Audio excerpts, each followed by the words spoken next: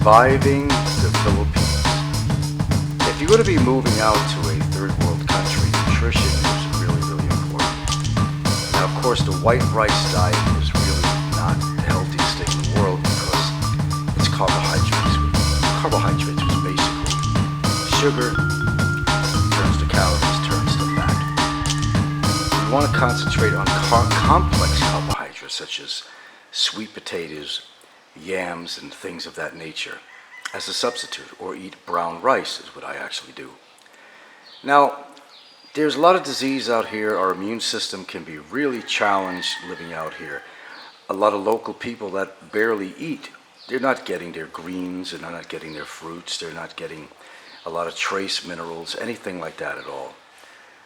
If you're going to live out here at any age, but especially if you're getting older, you're going to really need to supplement. But unfortunately, unless you can get some friends from America or wherever you came from to pay them some money to buy you some of these vitamins, which you can get a lot cheaper in America than you can here, you're going to have a problem. But if you could afford to invest in some of these vitamins, here's where we start off. This may seem like a lot of vitamins to take. This is nothing really. When I really get stocked up, I have more than this. But okay, start off with a multivitamin. A multiple vitamin has a lot of trace minerals and things that you need, but they don't have it in big supplies. You need at least 2 doses of 500 of vitamin C every single day. You need at least 400 units, international units of vitamin E per day. You're not going to get that in a multivitamin, but you will get some.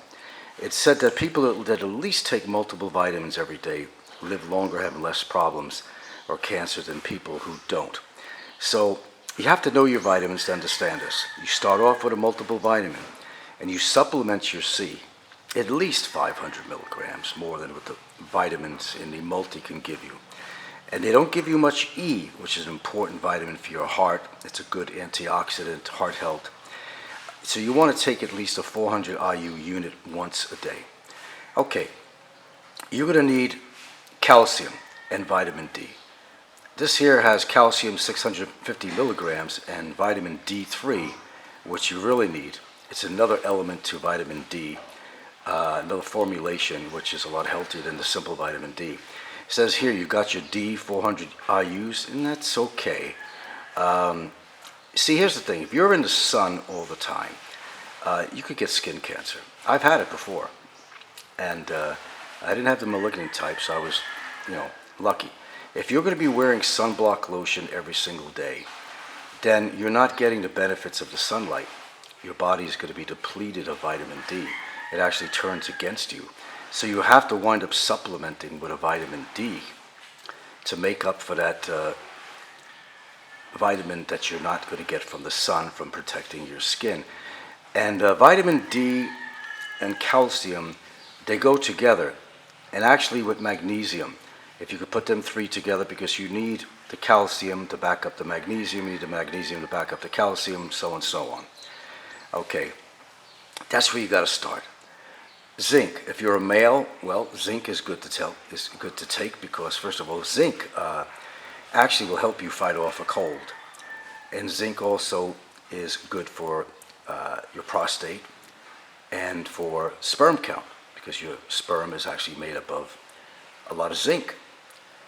Now we got something that's getting a little fancy here. This is called resveratrol. It's one of the most expensive vitamins on the market you can get. This here is like drinking, one tablet is like drinking like 1,000 cups of wine. The antioxidant that you find in the wine from the grapes is very heart healthy. It's like an anti-aging formula. There's been a lot of research done on this. It looks really promising. This stuff here be $100 a bottle, $100 a bottle. So it's not something that's really affordable. Now, if you want to get more fancy, and I got this for Gilda, this is by a company called For Life. It's called Transfer Factor. It's not a proven therapeutical claim, but there is a lot of research on this, that this thing really boosts your immune system in many, many ways, that really handles a lot of different diseases. This thing is equivalent of about 60 American dollars for this bottle. So this is just something that you have to consider, along with if you're going to be living in the Philippines to have a certain diet, you know that there's all fried foods out here. If you're going to fry your own foods, the preferable thing to do is to use certainly olive oil. That can be expensive. Otherwise, you just stick to the less expensive, more vegetable oils. And when you use the oils, you don't put the whole pan with oil. You use just enough oil to fry the product. If you're going to be eating meats such as chicken, you want to really peel the skin off. I know that's one of the most tastier parts of the skin of the chicken, but that's where all the cholesterol lays, in that skin. We all love it, even with, lechon, anything, chicken or pork, you love the skin, but the skin is the worst part. You want to get your proteins from, if you have to get it from animal diet, yes, you can do chicken, and turkey is great, but you can't get it out here. Pork is good, but there is a lot of cholesterol, there is a lot of fat you got to worry about. And unless you can get some lean meat, which is hard to do out here. We all know that. Beef is hard to find. You get a lot more protein in the beef, but then again, you want it as lean as possible. There's a lot of saturated fat in meat and cholesterol. So a lot of the local diet out here, unfortunately, they're so void of any of these vitamins. That's why they're falling apart, their health. I've witnessed this with another family. Their kids are getting sick all the time. It's all over here. They're at the hospital. They have pneumonia. They got an infection, a fever. The guy had to tell her to go buy a supplement because they were not getting any trace minerals or anything in their diet. This is the average poor Filipino diet. And it's survival. I understand it. You have to eat what's presented in front of you. And sometimes you have no choice. So I totally understand that. But if you're in a position for yourself to be able to occasionally buy these bigger bottles of the vitamins that'll last you a little bit longer, put out the investment for yourself, unless you don't care. No matter how old you are, you want to try to stay as healthy as you can.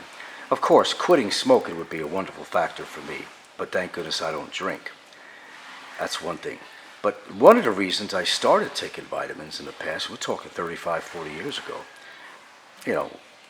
actually when I started introducing the smoking, I used to get scared that my cells in my body were going to go through changes and, remorph and into really bad cells.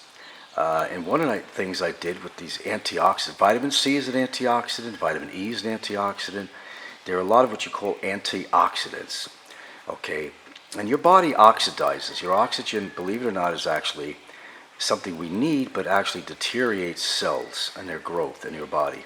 The oxygen, just like it is on steel, will rust the steel, but what it does to your body, the oxygen, to your cells, is kind of similar in a different way. I've been on vitamins for probably at least half of my life, I'm sure, if not longer. I think it's helped me out in a lot of ways. I think personally I'd be dead by now if I didn't get into vitamins and at least examine my diet, time to time. And now living out here, there are many things you cannot get that you did in America. I used to buy the frozen bags of broccoli and cauliflower and spinach and things like that. And you really can't find it out here unless you go to S&R. And they have a few of those varieties there. But if you don't live close to S&R, to getting frozen foods back home, if you're in a province or on an island somewhere, it's very difficult, to transport that. More shit to carry. You have to have it on ice and hope that it stays. So you're basically subject to eating what is in your neighborhood. And what's usually in your neighborhood is based on local diet. Demand and supply, or supply and demand. And that's why they have what they have in town. You're not going to find anything fancy. It's what the local diet is. Does it mean that the local diet is good? No.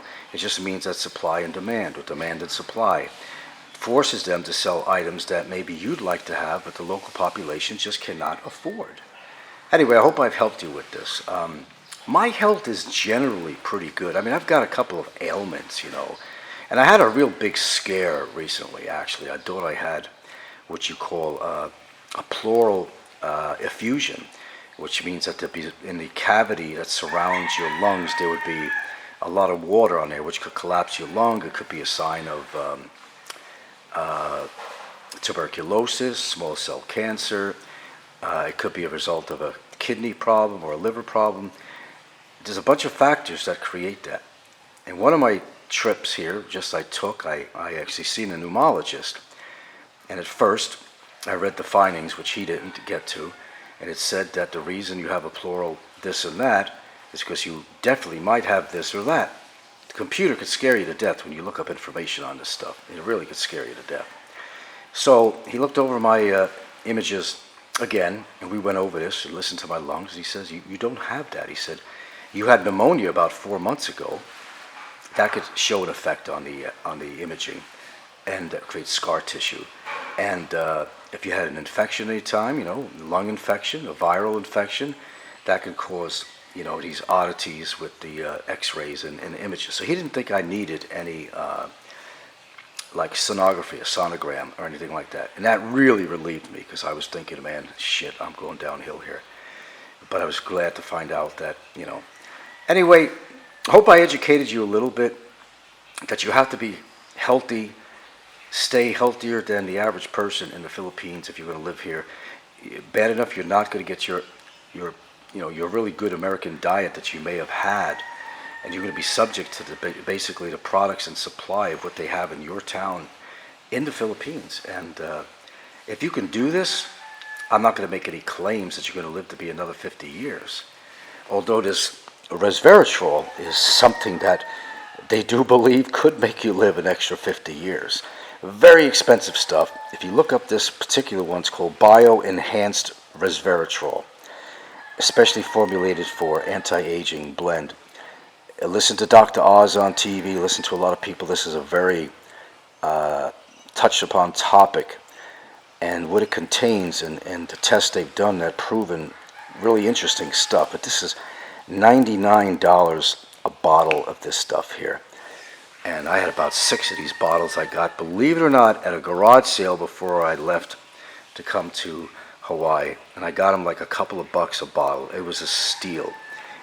They last a while, even though the expiration on there is probably over with by now, but they were closed and refrigerated, and I lucked out. But to go and buy this thing again, I don't think I could afford to do it.